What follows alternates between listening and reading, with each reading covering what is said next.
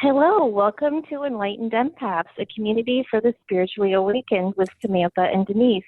We are so happy that you have joined us this week. We are bringing to you a very special guest. His name is Tony Marciano. He's the president and CEO of the Charlotte Rescue Mission in North Carolina, whose mission is transforming lives in the name of Christ by serving people struggling with addiction, poverty, and hopelessness, with the goal of returning them to society as productive, self-sufficient citizens. I first learned about Tony on the Oddcast podcast I've talked about before in the show. I love so many podcasts, but I love this one with Sherry as well, and we'll link it up for you guys on our Facebook page. But in that podcast, Tony talked so beautifully and eloquently about his work with addiction through his time at the Charlotte Rescue Mission. And he also spoke so beautifully and honestly about his own experience with a different form of addiction that was new to me called the rageaholic.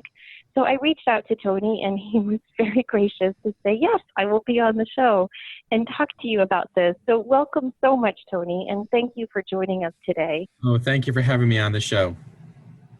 Yes, thank you. We wanted to just kind of start off with, if you don't mind, telling people a little bit about what you do and how you are helping to transform people's lives. Can you put that all together in a sentence? Yeah. When you think of a rescue mission, a lot of people think of a Hallmark movie. People struggling with homelessness come get a night's lodging, that sort of thing, and then they may move on the next day.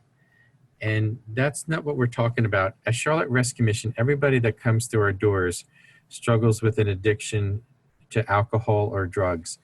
And so often this population can't afford treatment on the open market, which generally costs about $1,000 a day. So a 28-day program would cost them $28,000. Our model is not only free, but it's similar to a Betty Ford Center. We use licensed clinical addiction specialists. So what you find at a Betty Ford Center, without it costing the individual anything, and without even costing you anything as a taxpayer, because you don't rely on government or United Way funding. So this is all privately funded, and we get to do this for folks that could never afford it. I had a program graduate about 10 years ago who said to me, if you charged me just $5 for the program, I didn't have that. And I've heard that from so many who literally walk into the rescue mission with just a clothes on their back and maybe a few personal belongings, and that's it.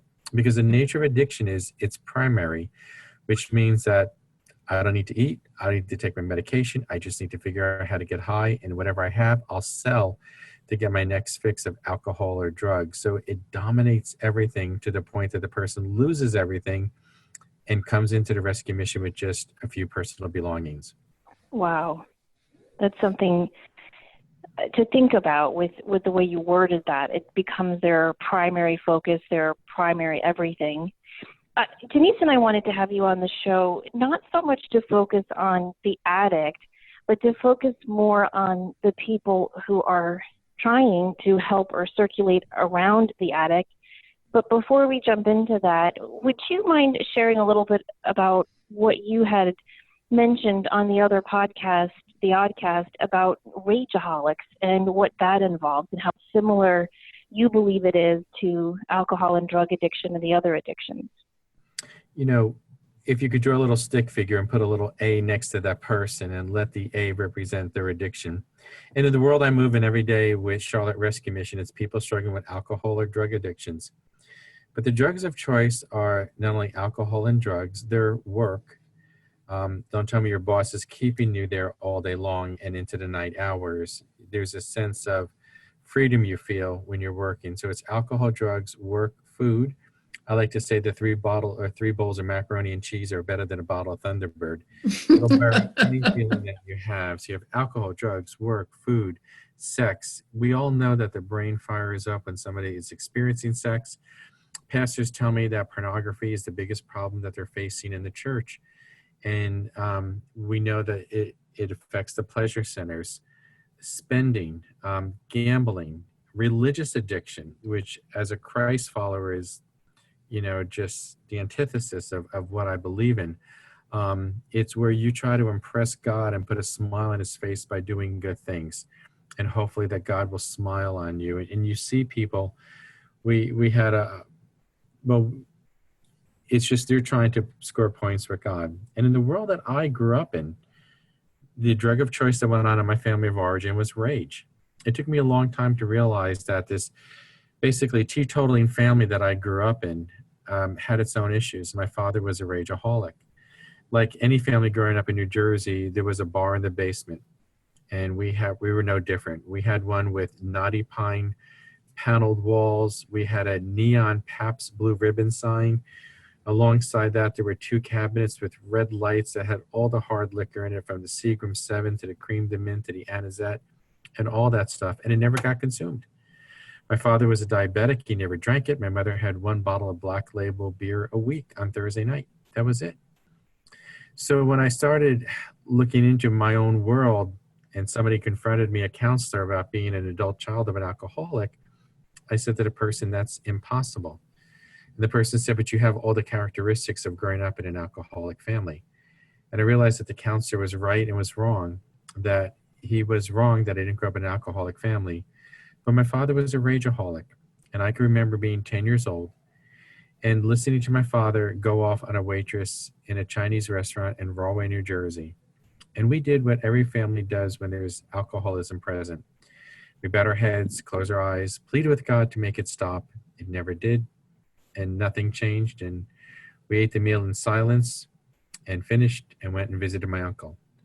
And it would be many years later that I would realize that my father's way of dealing with his shame, because remember, as an alcoholic, when the person activates their drug of choice, which is alcohol or drugs, or work or food or sex or gambling or religion or rage, that when they activate their drug of choice, all of their shame goes away. And let me just say that shame is not guilt. Guilt is when I do something wrong. Shame says I am wrong. I'm defective. If you knew me, you wouldn't like me. It even goes on to say, if God knew me, God wouldn't like me. And so for an addict, the way they get rid of their shame is getting high. And when they're high, they feel like they fit into society. When they sober up, they don't fit in. So what do? They get high. And I've polled the rescue mission residents consistently, and they all say this to me. Yeah, when we get high, we feel like we fit into society. When my father went off on the waitress, he fit into society. When that person's working 80, 100 hours a week, they fit into society. But here's the catch. In the family, the addict took a hand grenade and threw it in. And while they feel good about themselves, we all have the shrapnel that came out of that hand grenade, and we're all bleeding and messy. And by the time we stop the bleeding, the addict has gone through the cycle and is ready to reactivate his or her drug of choice, whatever it is, and the cycle repeats itself over and over.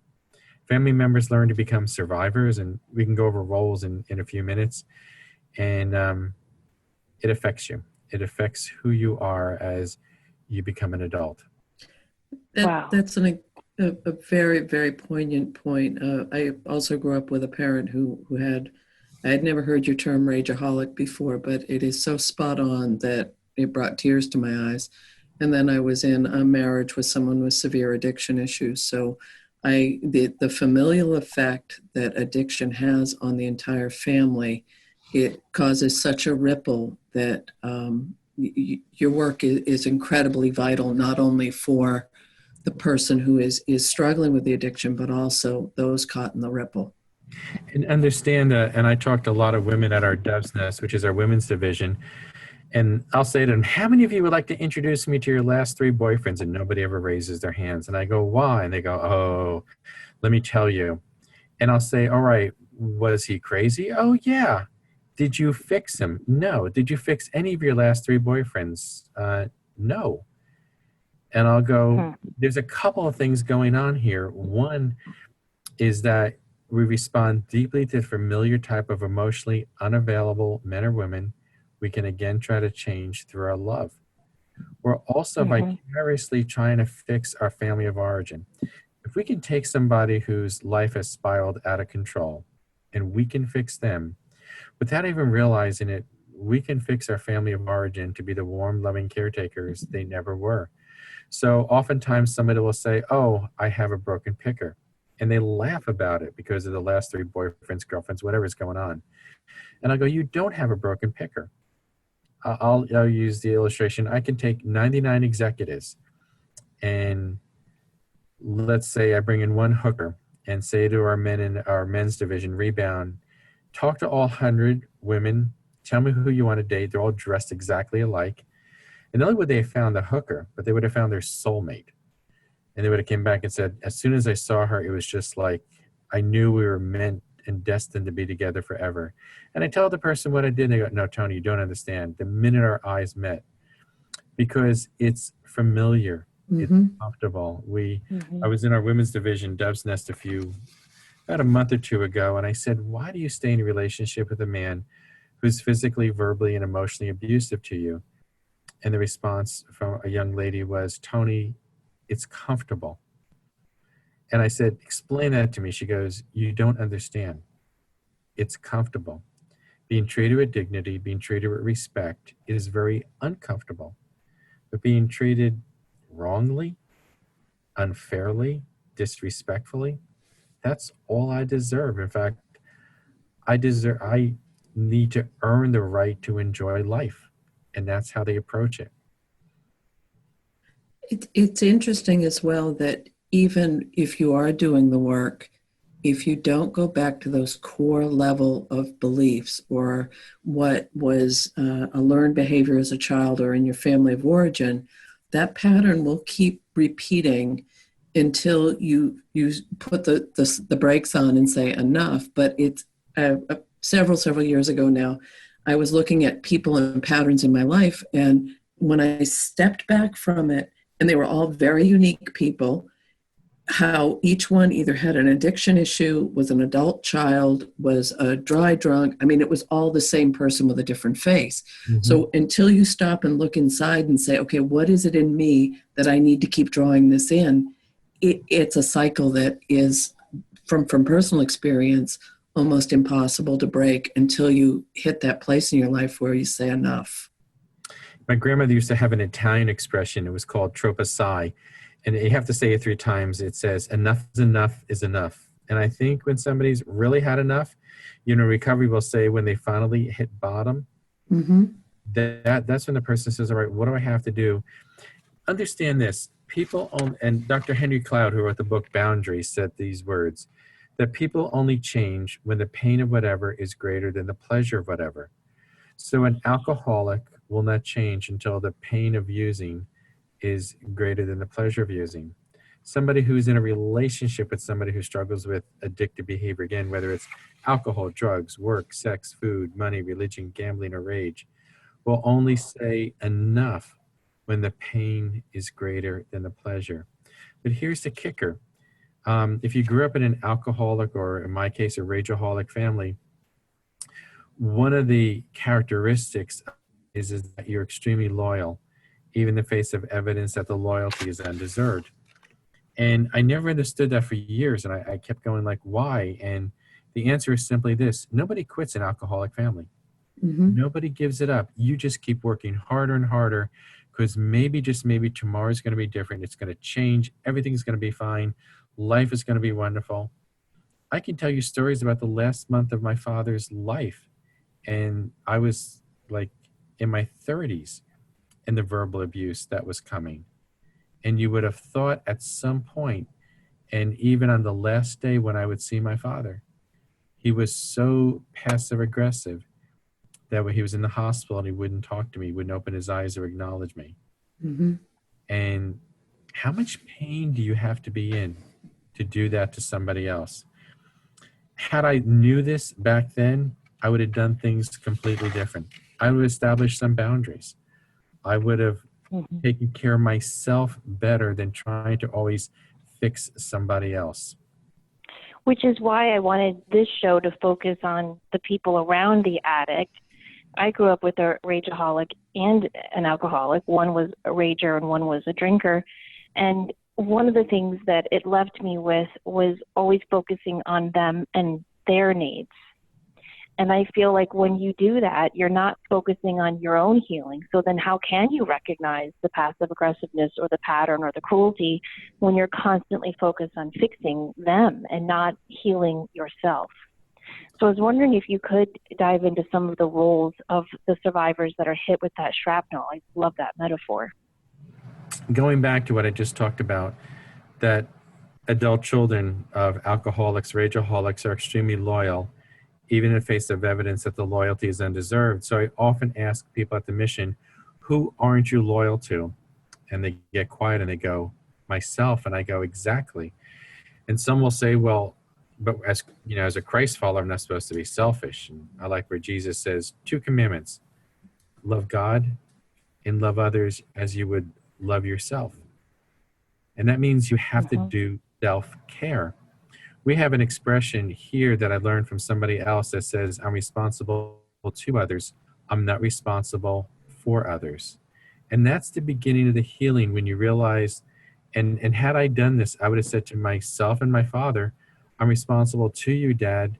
I'm not responsible for you. If you want to go off and alienate everybody at the family reunion, knock your socks off. But I'm no longer going behind you and doing damage control and apologizing for you for every verbal assault that comes out of your mouth. You just can't do that. And so part of it is recognizing that, and conflict for the co-addict is horrible. I still struggle with conflict. I have been known to stop breathing when I have to fire somebody. And I literally take a deep breath and pray to God they don't ask me a question.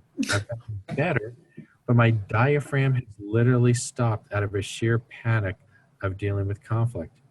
I've also learned that I'm a heavy approval seeker. And again, as a Christ follower, I believe that my approval comes from God. So in the last week or two, I've done a whole lot better trying to fix people. Yesterday, we had a family reunion or a gathering at my house, just a cookout in the backyard, I should say. And somebody missed it because their mother went off the rails. And the individual called me and I said, what's going on? And he explained, and I said, when is your mother going to take personal responsibility for her life? And the phone started to go silent. And I said, if you don't force your mother to do that, you will miss further family gatherings. And then I said this, I have to go. Thanks for calling. Goodbye. Click. Very out of character for me because I like to be a rescuer and I like to fix all the problems in the world. But I got to a point where I'm like, you know what? You chose to miss the family cookout. You chose to deal with the drama of your mother, which has been going on now for 5 years or longer. And you gave her permission to hijack your Sunday afternoon. That was your choice. And we do make choices all the time. So part of it is just beginning to, and I suggest to people all the time, go to Al-Anon meetings. I go to Al-Anon meetings not because my wife is an alcoholic, because I'm surrounded by over 200 people that I love serving every day, but are some of the most charming and manipulative people in the world, who can look at me and in the eye and smile to my face, and every word coming out of their mouth is a lie. And so when I go to an Al-Anon meeting, I learned that I didn't cause it, I can't cure it, and I can't control it. And I've learned to step back and go, oh, so you're doing that behavior. I don't use the word destructive. I'm trying to be nice. But I'd really like to say, oh, so you're doing that self-destructive behavior. Oh, okay. I'm out of the rescuing business. I'm out of the fix-it business. I'm out of going behind people and doing all the damage control. Samantha, I can remember as a young teenager when my father would go off on the people. We used to be in a model airplane club, and he would just go off. And I was always going behind him to try to smooth out all of the aftershocks of his verbal assaults. And I think if I knew then what I knew now, I'd just stand there and go, nothing. I would just let him feel the aftershocks, let him feel how much he just alienated everybody from himself. And then I wouldn't go back to the model airplane field again. And that's actually what happened later on as an adult. Go ahead, I'm sorry. I just wanted to ask you, because I think you just answered what I was getting ready to ask you. As your mother, when you were in that restaurant and your father was berating the waitress, I think many of us know what it's like to be a child in that situation. What would you say to any spouses that are in that situation? Like, what could your mom have done in that moment that could have helped stop or pause that pattern in the moment? I'm really glad you asked that question, because it's sort of like the movie The Matrix, where everything stops and is in slow motion. So if I could walk back into that restaurant now, being an adult, what I know for the last 24 years of my life, I would stop everything and simply say, Mom, I need to talk to you. Mom, this is enough. This has been going on our whole life. You need to stand up to Dad and say, you're not doing this anymore. You're not talking to the waitresses anymore. And Mom, you need to say to Dad, you're going to take all 3 of your kids and take a taxi home, and it's going to cost a lot of money, but you're leaving the restaurant now. And my mother would say, I can't do that. And I'll go, Mom, you have to do that. And my mother would say, but your father's really going to go off on me if I do that. I go, I promise you that Dad will go off on you if you do that. But if you do that, you need to stand up to him one more time and say, don't you ever, ever raise your voice to me again. And then I would look at her as an adult talking to my mother of decades ago. And I would say, Mom, if you do this, and it'll be the hardest thing you ever do in your life, it'll change the trajectory of my life and that of my 2 sisters. Would you do it for us? And would you break the generational cycle of behavior that was passed from your father to Dad to me? And it all needs to stop. And knowing my mother as I do, she would say, I can't do that. But Samantha, let me tell you, if my mother had done that, if my mother had stood up to my father in that restaurant, we would not be having this conversation today. My life would have gone down a very different path. I would never have been at the Charlotte Rescue Mission. I don't know what else I would have done with my life, but I know I wouldn't be here, because it would have changed everything. My father would have maybe begun to get his act together. The rants would have stopped. And suddenly there would have been some peace and serenity in the house, rather than, oh no, here it comes again. Hold on, it's coming. Well, and even if there hadn't been peace in the house, even if your father had overcome her at some future point, you would have been empowered in that moment by witnessing your mom take her power. And I just want listeners to remember that as parents, siblings, we have that point of power in moments of our life dealing with the addict we're encountering. And you're right, because I don't have a good family role model of anybody who's dealt with conflict. I've actually ran both sides of my family through my mind. Like, right, let's talk about my mother's side of the family, all the aunts and uncles. No, no, no, no, no. My father's side of the family, aunts and uncles. No, no, no, no, no. And so growing up, I don't have a very good role model of somebody who handled conflict in a healthy manner. There was a lot of wailing and gnashing of teeth, if I can say it that way. And it caused me, who's a very sensitive person, to just go into myself. Let me shift how this affects the individuals even further. Let's go back to our stick figure, right? We drew a stick figure, and that, let's say that's my father, and his drug of choice was rage. So you could draw a little R next to my father. Alongside, and you draw a circle around my father. Okay, you got that? Now I want you to draw one more stick figure next to my dad, and that's my mom. And her drug of choice was my father. So draw one big circle around my dad and my mom. And my mom was addicted to fixing my dad. In this typical addict-co-addict relationship, the co-addict is terrified of conflict, desperately needs approval, affirmation, and then they're terrified to be alone. Especially if somebody is dating somebody, and I hear this all the time at our women's division, Dove's Nest. I was dating a guy, and I saw his verbal abuse and his emotional abuse, but I never left. And I'll go, why didn't you leave? And let me tell you, I'll have a room full of 80 women who will tell me, oh, Tony, you don't understand. I loved him. And all the heads go up and down and say, yes, I love him. And I go, you didn't love him. The truth is that you're terrified to be alone. And you're terrified that if you broke up with this person, what if no other man on this planet wants you? And when I say that, the whole room gasps, like the whole planet? I go, yes. What if the whole planet, nobody else on this planet wants to date you? So you look and you pause and you go, I'll make this work. I'll try harder. I'll dig in deeper. I'll be a better partner. I'll be a better lover, whatever it is, and I'll make it work. And so they're terrified of conflict, desperately seek approval, and they're terrified to be alone. And they stay in these crazy, chaotic relationships long after most people would have left. Now, that's the adults. Let me take it down to the children. What do you do when a couple can't get along? How do you fix it? I sarcastically say, you have children, right? The two of you can't get along. Let's just add more drama to the equation.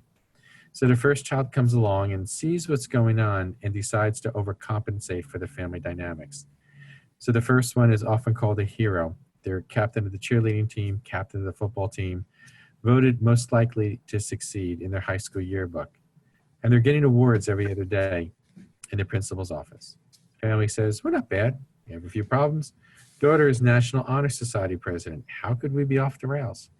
So they have a second child, but nobody wants to admit in my world that my father was a rageaholic. So what happens is the second child becomes the scapegoat. And while the older sister brother's in the principal's office getting awards, the second child is in the principal's office getting detention. And the only way that they get attention is by being bad. And so they do bad things and people write them up, give them a disciplinary action, whatever it is. And while we shake our heads going, why don't they just get it together? The individual goes, God, thank you that somebody knows that I exist on this planet. Well, the family says, we only have one problem child, let's do it again. So they have a third child who looks at child number 1 and 2 and goes, this family's crazy, let me become invisible. And they become what's called the lost child. And think of the kid in the movie Home Alone. How do you go to Europe and leave your kid behind? This is the kid in the movie Cheaper by the Dozen with Steve Martin. This was the kid who was known as FedEx with the red hair, who played with bugs and snakes and spiders. And they become invisible. It's very interesting that as adults, their friend is food. And they will always have a weight problem because they compensate their loneliness by overeating. So the family says, we have one problem child, let's do it again. So they have a fourth child who's the clown or the mascot because somebody's got to bring some humor or fun to this family. Now, here's the kicker. I believe as a Christ follower that in a healthy family, that the arrows go from the parents to the children and the parents meet the emotional needs of the children. But in this type of family that we just described, the arrows go from the children to the parents, and the children are meeting the emotional needs of the parents. So that the kids grow up with this huge hole in their heart because nobody's validated them. Nobody said that you have value, you have worth, you have anything. They spent their whole life meeting their parents' emotional needs. And now as adults are going, what about me? And so often they become alcoholics, marry an alcoholic, or both. And that's often what happens. And it repeats itself because what you said at the early part of this podcast, it's familiar. It's normal. Dysfunction is incredibly normal. How you handle drama in your family. I have a friend of mine who's his late brother died of an overdose. And after knowing this person for 10 years, he finally told me that his father is still a raging alcoholic. And I thought to myself, how interesting it was that when you met your wife and you were dating, that there was addiction in her family, addiction in your family. And it was like their song, Some Enchanted Evening Across a Crowded Room. The two of you fell in love and married and had kids because what was in her world was very familiar to what was in your world and vice versa. And we're attracted to it. I believe, and I teach on this, that we're attracted to people whose self-esteem is where we are. So if we have a self-esteem of a 3, we will find somebody who's a 3. But if our self-esteem is an 8, we'll find somebody whose self-esteem is an 8. And one more thing on these family roles, and then I've done a lot of talking, I want to hear from you. This is the interesting part of this. I talked about the 4 children, the hero, the scapegoat, the lost child, and the clown or mascot.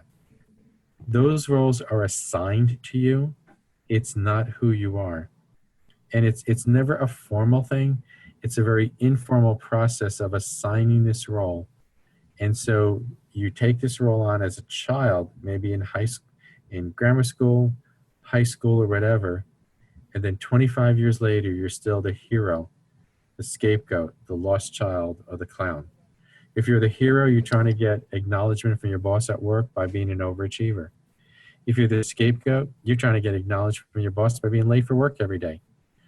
If you're the lost child, you don't want any acknowledgement. You want to fly below the radar. And if you're the clown, you're the office jokester. Because those are the things you learned as a child that kept you alive.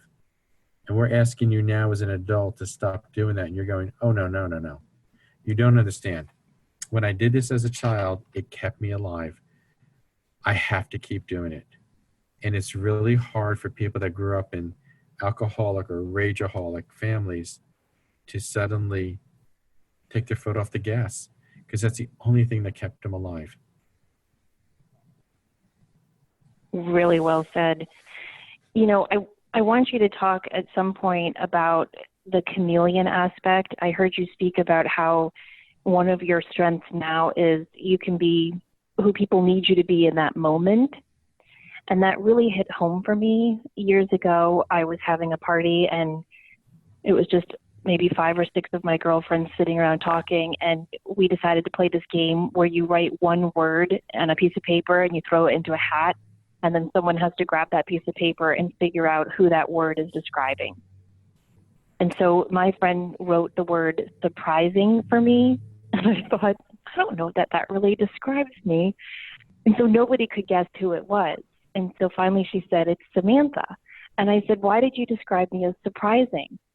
And she said, well, you know, you're this very down-to-earth, normal English teacher. You go to church on Sunday, and yet you listen to rap music all the time, and you've got this angry, feisty person inside of you that nobody gets to see.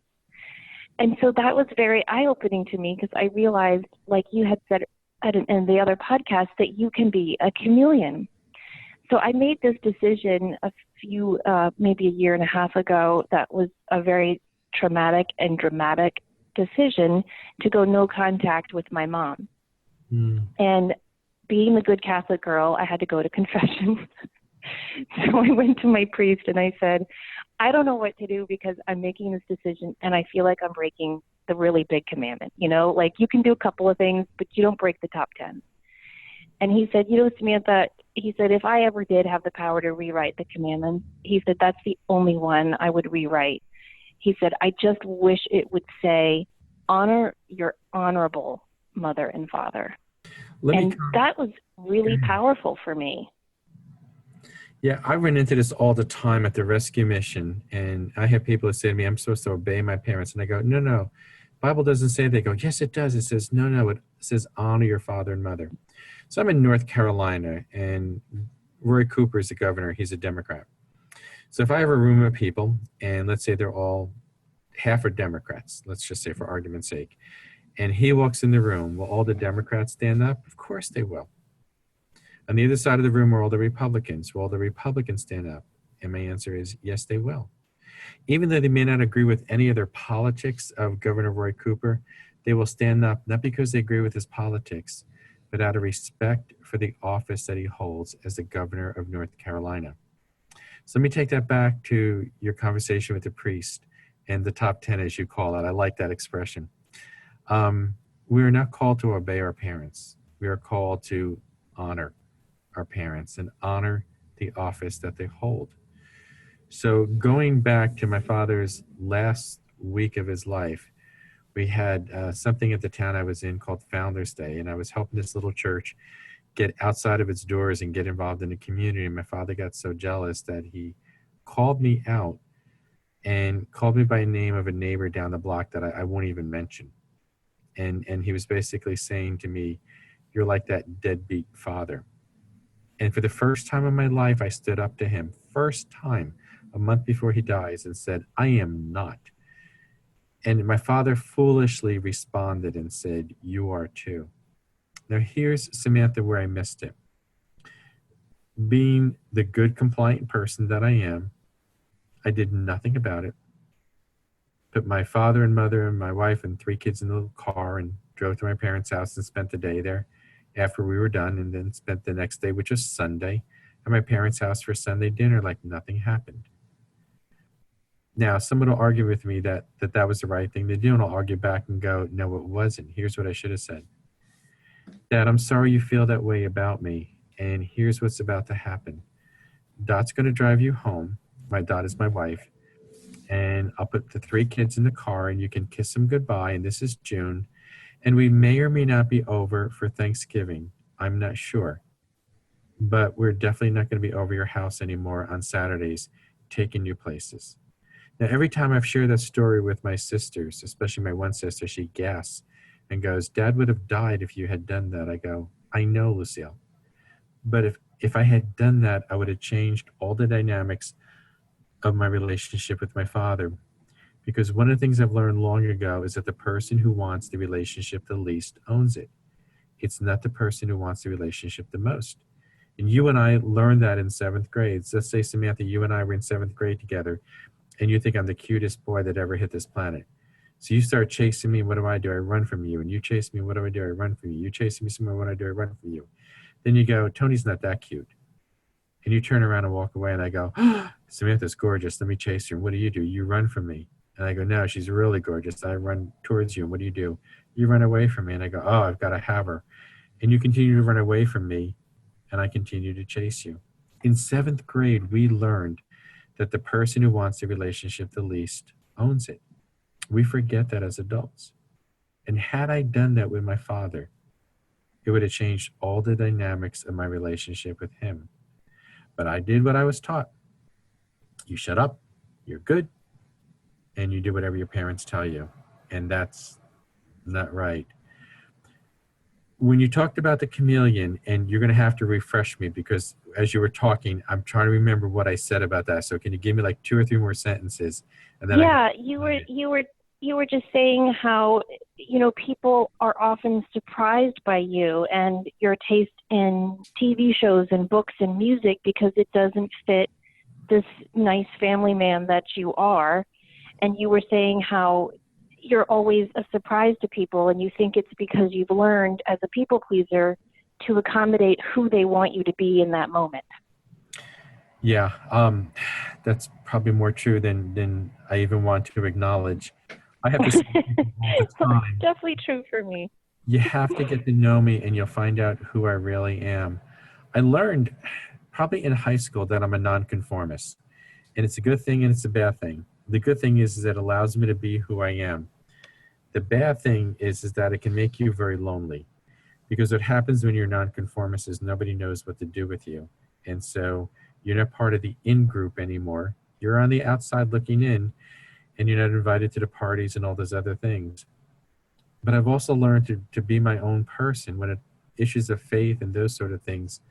We're heavily into grace here at Charlotte Rescue Mission, and it flies against some standard things.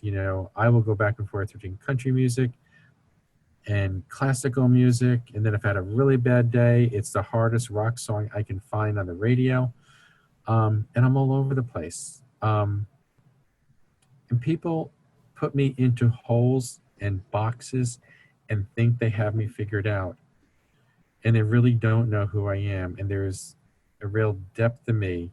Because of my personality, I'm an INFJ. It's like 1 to 2% of the population. And a male INFJ is extremely rare. But we're very guarded. We don't let people in.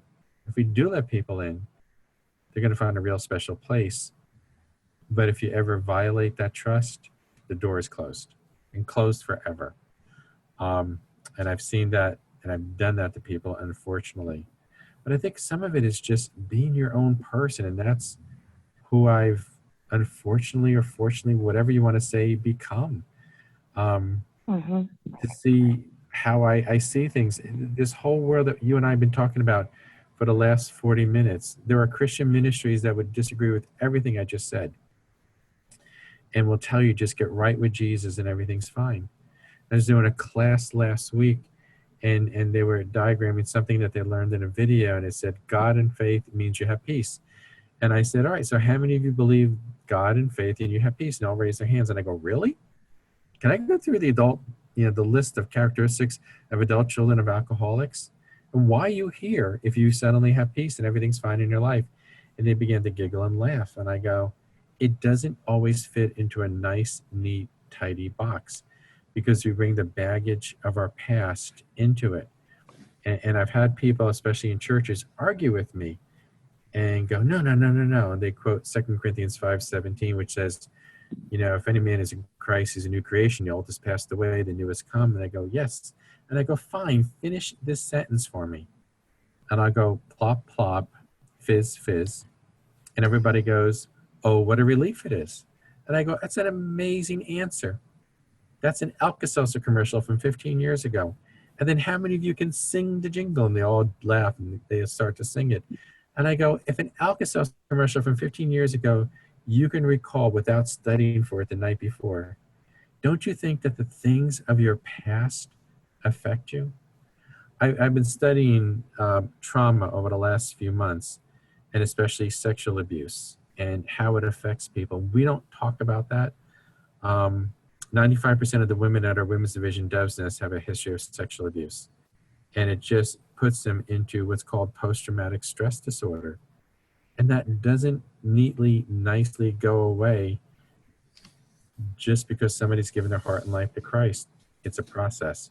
So when you talk about this chameleon thing, I've got to try to explain to people, this is who I am. This is how I see it.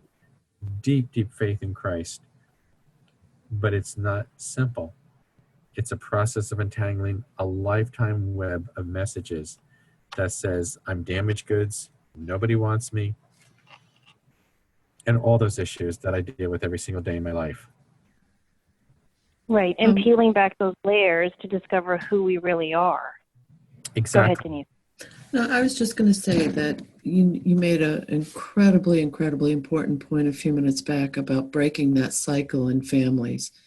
And I know that that's been a role for me in this lifetime, is to break that cycle so that my sons, and what I absolutely, probably my most cherished moments have been when they've been able to look at a situation and say, he's making a choice, or they understand that it's about choices. They understand that they don't have to own someone else's behavior. And that is off the charts to me for them to have that realization. But also that, you made a good point, and I can almost guarantee that most of the women that are in your shelter are strong, independent, vivacious. That's another piece that gets drawn into that cycle as well, because we've had to be, or they've had to be, or any of us have had to be so independent and so reactionary in the sense of watching what behavior is coming, that we're really good at navigating that and making it okay for people. Does any of that make sense? It makes total sense. I won't give you the name of the country music singer. I was just reading about her this morning. And she said that, there was her mother, there was her stepfather. And at age 8, her stepfather started sexually violating her. And she went on to say, I knew it was wrong, but if I said anything, DSS would have split up our family. So I took it to keep the family together. And I'm reading this and I'm going, where was mom? Mm-hmm. Where was mom when she knew this was going on and she allowed this man to violate her daughter? And this woman had an incredible career with ups and downs and twists and turns. And you and I can read about her in all the tabloid magazines. But when I read her story, I realized there is a backstory. And the older I'm getting, the more I'm in this field, I'm realizing that everybody has this incredible backstory that they're scared to death to disclose. Mm-hmm. And so they don't talk about it. Everything is fine. I've shared with folks at the mission all the time that when my kids turned 16, I took them out to Golden Corral and broke every family secret. And when Marie was the first one, my oldest, and we had a good 3-hour conversation. And there was a reason why her father didn't visit his sister in California. There was a reason why her father freaked out when his brother-in-law visited them from California. There was a lot of things going on, and she was too little to understand.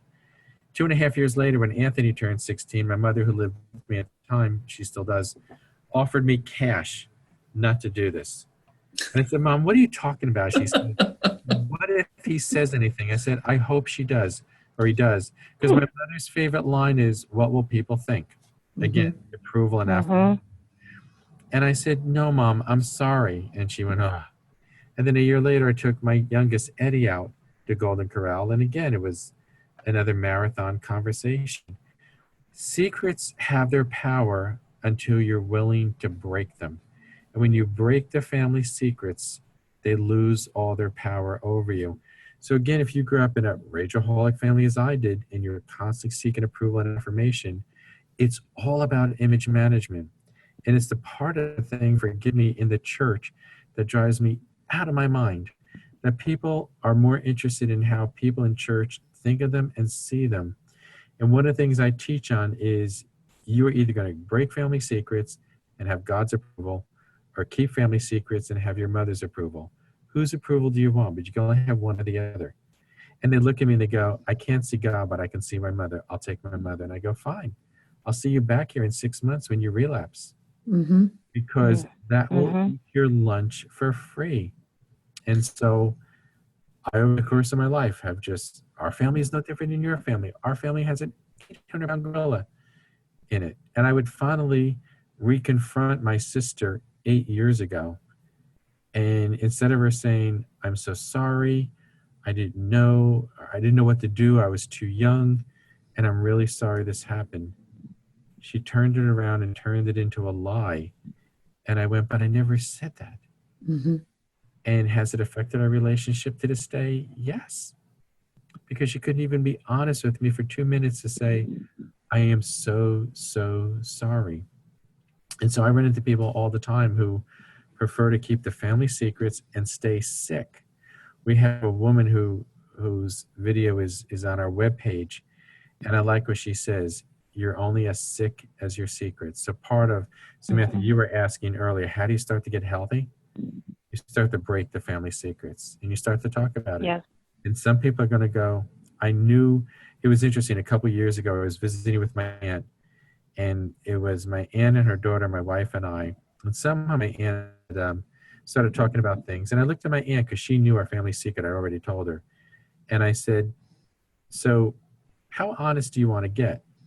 She goes, "Honest." I said, "Fine, let's start with brutal honesty." So I talked about our family secret. My cousin looked at me and said, "I always knew there was something off. I just didn't know what it was." People know that there's something off.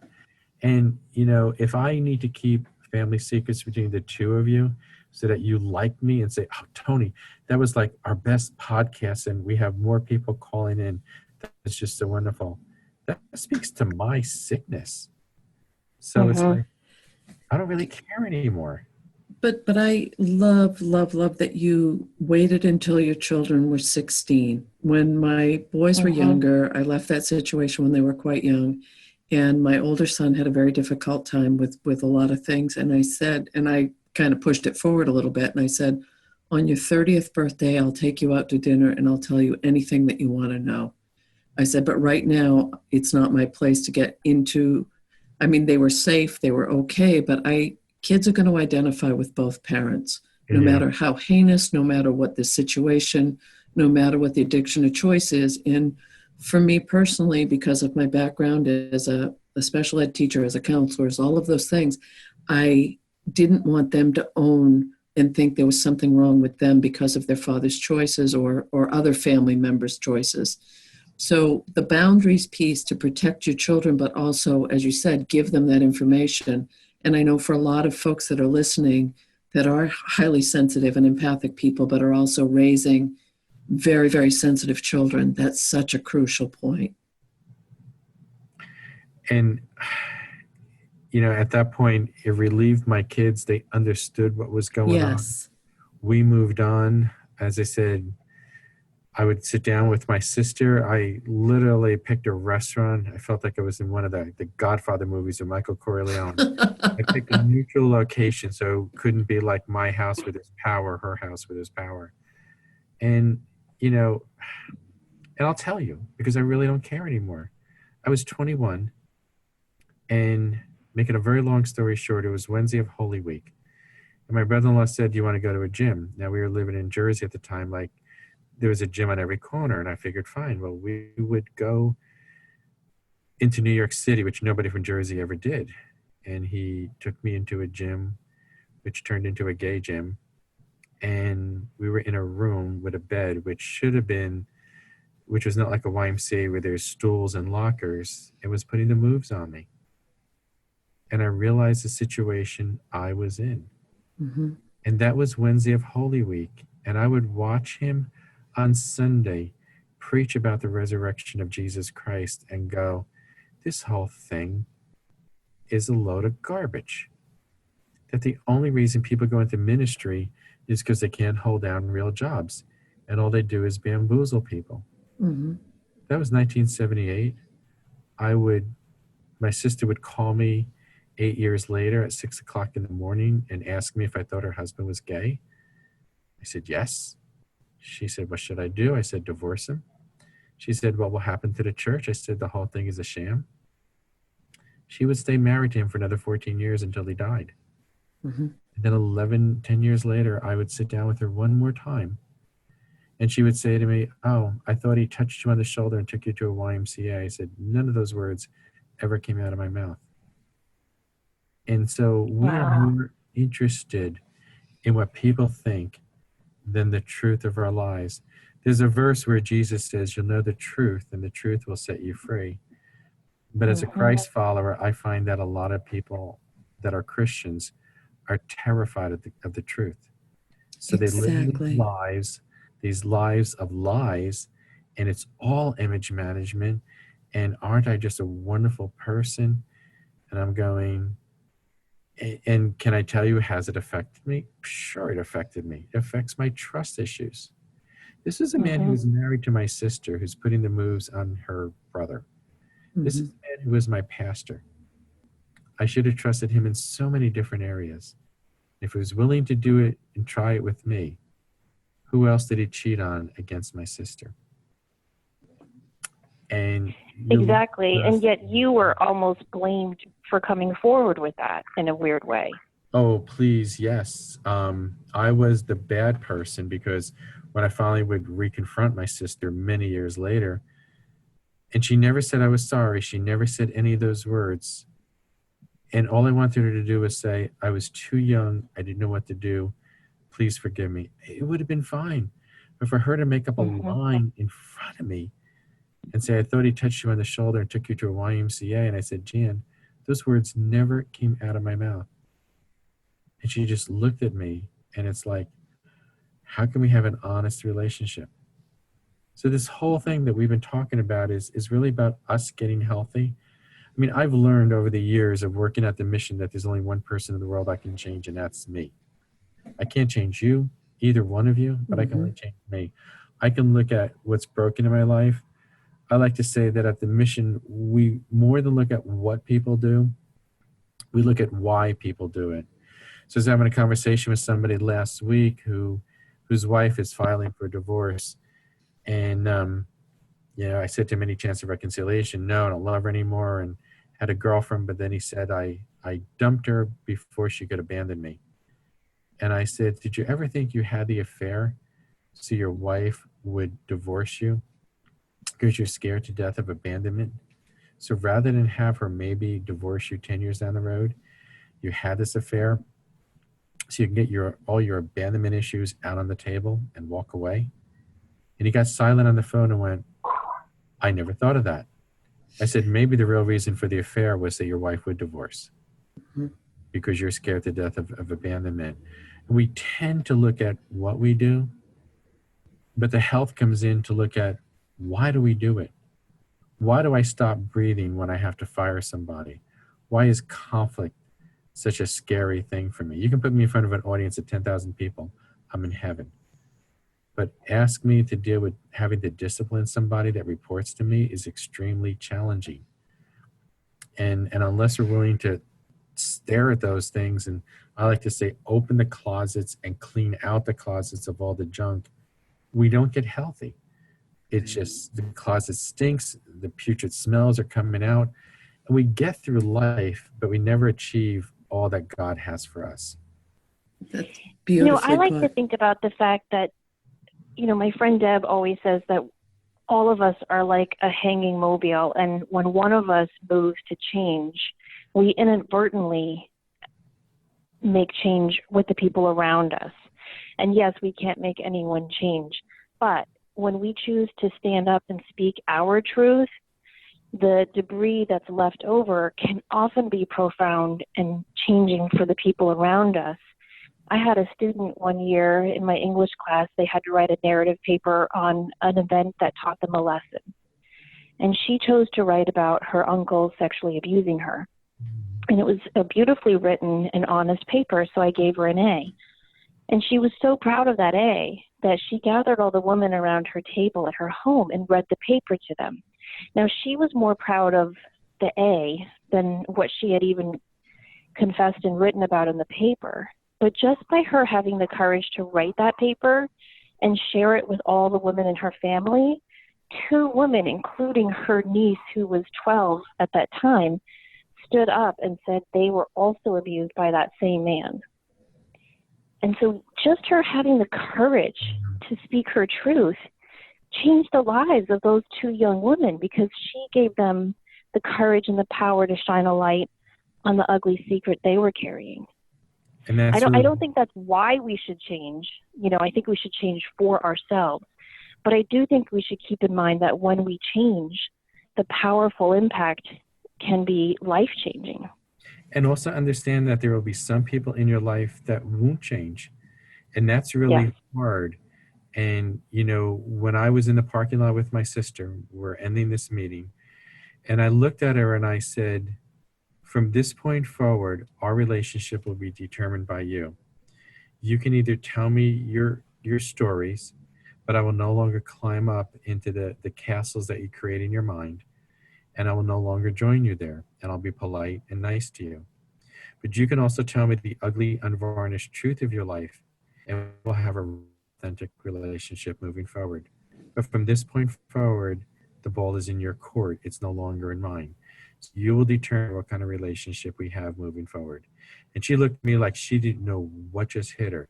I'd Mhm. like to tell you, I've gotten the ugly, unvarnished side, but I haven't.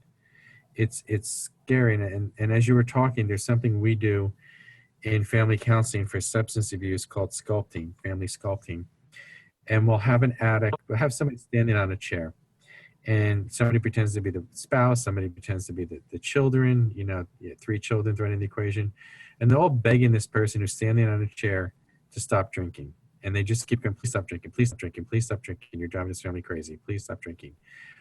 And the facilitator takes the person off the chair and moves them about 10 feet away, and then says to this person, now look at your family. They're still asking you to stop drinking, and you're not even there.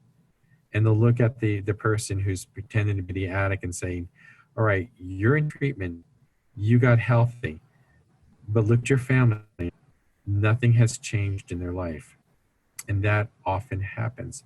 That's why it's possible for somebody who's married to an addict that when the addict gets recovery and finds sobriety, they divorce that person and they find somebody else who's an active addict. And they go, I don't know how it happened. And I go, I can tell you.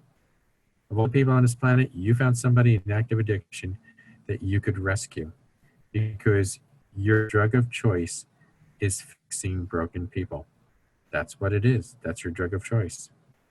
And the more you can sacrifice and more to yourself, the better you feel about yourself. And that's why, as we talked about going to Al-Anon, teaches you didn't cause it, you can't cure it, you can't control it. It's out of your hands.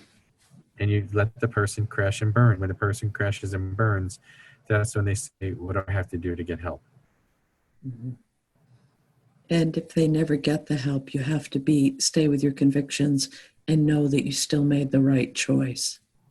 Yeah. That's And big. it's hard. I mean, I've had parents who say to me, you know, I'll say to them, do you give your kid money? No, I don't give them money. All right. Where are they living? At home. Do you feed them? Yeah. I said, well, that's worth $800 to $1,000 a month. What do you want me to do? I said, I want your kid either to get into Charlotte Rescue Mission or they can no longer live here. Oh, I don't want me to die in the street. I go, fine. Do you want your kid to die in your house? Well, no. So what do you want? Because addiction is ultimately fatal. You die cirrhosis of the liver. You drive a car drunk into a telephone pole. You die in a bad drug deal, but it's ultimately fatal. So if you don't want your kid to die in the streets, they're going to die in your house. And as long as you're feeding them and sheltering them, there's no impetus on their part to change. They will continue down the same path. Nothing changes until the day they overdose. And then everybody cries. And I go, why didn't that family say enough is enough is enough? Mm-hmm. I'm suing them today. And they don't do it. They just No. don't do it. Do you have books that you recommend to people who are trying to heal from their drug of choice of fixing people? Are there books in particular that you recommend?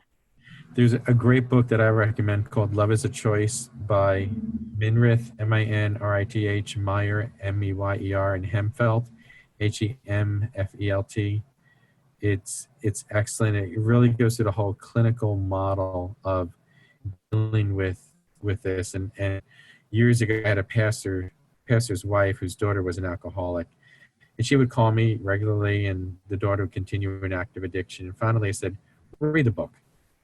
She called me back 2 weeks later, and she said, I've been enabling my daughter all these years. I said, I know. And that was the thing that got her daughter into recovery, was when mom changed the dynamics of how she was interacting with her daughter. Wow. It's an excellent book. It's I just reread it a couple of weeks ago, and it's still the gold standard that I tell people to read. You mentioned, I think it's Boundaries by Henry Cloud. That is correct. Henry Cloud and John, I can't remember the other guy's name, but they wrote the book called Boundaries. I'll find it. We'll link it on our Okay. show notes for everyone on our Facebook page. That'll be I great. don't know if you guys have heard of a book called The Fantasy Bond by Robert Firestone. It's I've from never the heard of it. 1980s. It really helped me. It talks about how, as children of addicts, we tend to create this fantasy in our head that if I'm only this person, or if I only do this, my parent will love me and will stop doing whatever it is they're doing. And when we realize that's not going to happen, we simply transfer that fantasy onto our romantic relationships. Oh, it's So- funny you say that. I say to all the women, how many of you watch Lifetime movies? Every woman in Yeah. Destiny watches Lifetime. I said there's two plots. Either a woman gets into a relationship with a man who tries to kill her, or she gets out of a relationship with a crazy guy and dates this really nice guy, and then the bad guy tries to kill the two of them. And they laugh, and I go, that's it. Those are all the Lifetime plots. Why do you watch it? And it's called a fantasy Fantasy Bond. bond. Okay. I'll have to get it because it's true. You need to create this illusion of one of the characteristics of codependency is we're much more in touch with our illusion of what things could be instead of what things are. Well, And it spills into domestic violence. You know, I've looked at the women at deficits and said, why do you stay? And it's like, what other choice do I have? So you get into economic issues and other things. And you recognize it's difficult. Some have said to me, I tried to stay because I didn't want my kids losing the connection with their father. But I'm like, but they're going to grow up to become adult children of an alcoholic. And Exactly. so you set them up to repeat where you are 20 years from now, your son or daughter will be sitting in the same chair because you allowed them to live under a roof with somebody who was in active addiction. In my case, active rage addiction.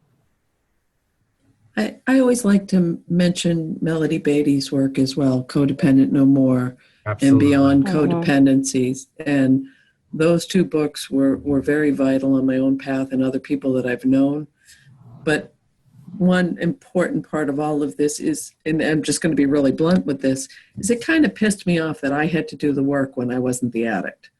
And I thought, why am I having to go through a 12-step program and read these books and do all this work? Because that's really the only way you can break it. You're right. And a lot of people say, I was like, well, I'm not the addict. I don't abuse alcohol or drugs. And, you know, drugs of choice are just that. But it goes, you know, if you go back to our stick figure illustration, you know, whoever the addict is, the little A or R, whatever, right over their head, the word shame. Mm-hmm. So I'm at a women's division Dove's Nest 2 weeks ago, and this woman said, my mother attends this really strict church, she said, and my mother told me if I would just stop cussing, drinking, drugging, and having sex before marriage, I could be a Christian. And I went, really? She said, yeah. I said, let me just repeat this back to you. That if you would just stop cursing, drinking, or drugging, or sleeping around, you could be a Christian.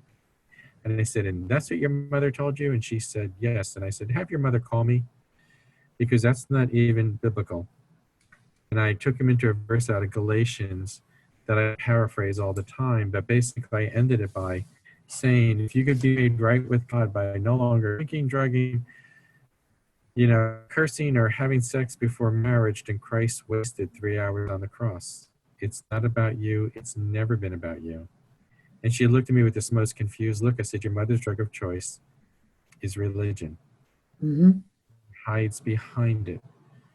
And she's really good at hiding behind it. But I don't know what's going on in your mother's heart. I haven't met her. But that's her drug of choice. The drug of choice blocks the shame. So when she kicks into a very legalistic Christian mode, she feels relief. Her daughter feels the after effects of a hand grenade going off.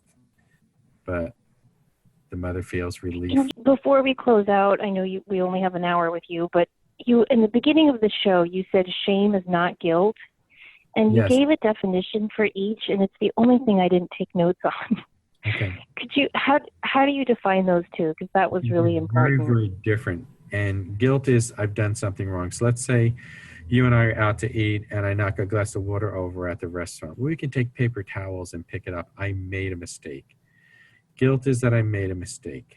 Shame says I am a mistake. And if you knew me, you wouldn't like me.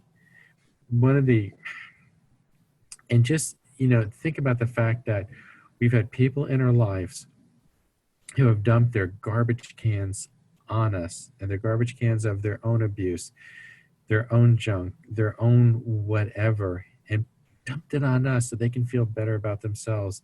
And then we carry their shame. So one of the tools that I use to help people get beyond this, and I won't do it to you or your listeners, but I will say this sentence very fast to somebody I'll pull up who's never been in my class before. And it's these words: can God forgive you for a sin that I commit? Well, when you say it really fast, all you hear is, can God forgive you for a sin that I commit? And you go, better say yes or I'm in trouble. So I slow it down and I go, can God forgive you for a sin that I commit? And they go, better say yes, because otherwise I'm going to be booted out of here. And I go, let me slow it down. Can God forgive you for a sin that was perpetrated against you when you were 6, 8, 10, and 12? And the room goes silent. And I go, you've been asking God to do that. And how do I know that?